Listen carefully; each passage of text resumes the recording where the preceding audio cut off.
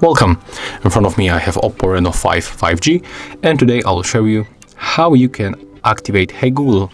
You have to open the Google app, go for the more, tap on the settings, move to the voice, and then simply, okay, wait a minute. Right now we have to activate the Google Assistant at first, so it's very important. Just turn it off and turn it on back, like that.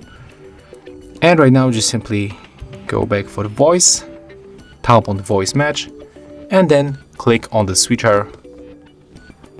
Right now we have to click next another time, tap here on the switcher and tap agree.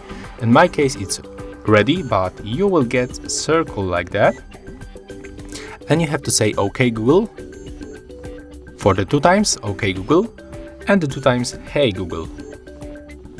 The last one, Hey Google. And as you can see, right now we are connected. So if you find this video helpful, remember to have a like, comment and subscribe to our channel.